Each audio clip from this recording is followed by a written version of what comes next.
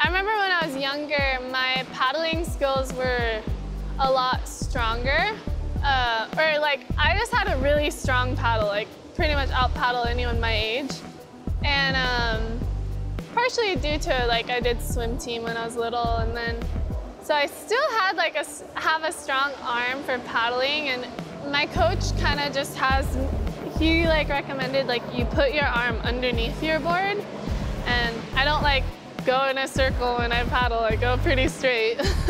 People are like, how do you not go in a circle? I'm like, well, the fins are on the bottom of the board, and it's just kind of funny when people think I go in a circle.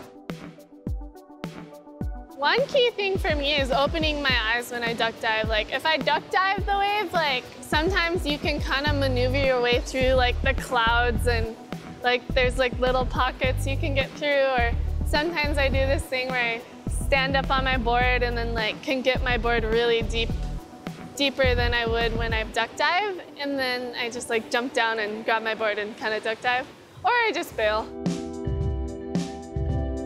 I definitely specialize in late drops, partially because for me, paddling into a wave, I usually don't like to take more than 3 to 4 strokes. I just want to go boom, boom, boom into the wave.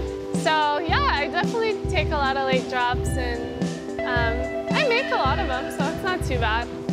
And I always do this thing where I sit, or sometimes I'll sit back and push my tail into the water, and then do the little ooh, get going forward, propel myself.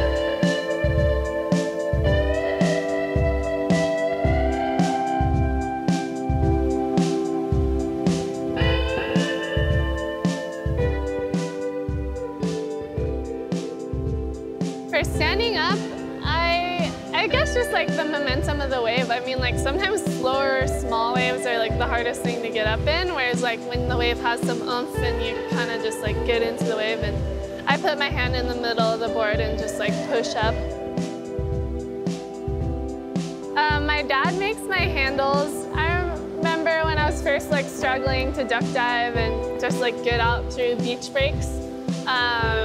He was watching me struggle, and he noticed the lifeguards had handles on their boards. He was like, okay, I'm gonna try to make you a handle. And then we get our supplies from Surf Co. Hawaii. They have these leash plugs for boards that don't come with a leash plug, and we just stick it on, and then get fisherman's surgical tube, and then rope, and it's really easy. Put it on in 10, 15 minutes. My process of relearning to surf, it's almost nice that it happened when I was young, because you're so much more adaptive when you're young, and so I just kind of started off on a longboard and worked my way down on boards, and just slowly adapted with persistence, and there's always struggle days, but I don't know, I'm stoked I didn't give up.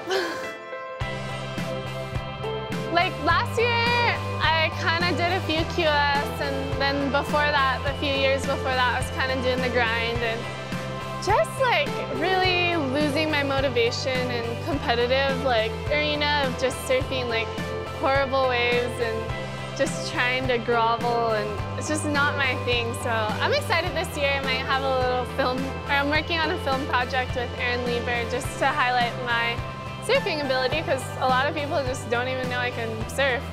And so I'm just excited to work towards something and keep on improving my surfing and surf good waves.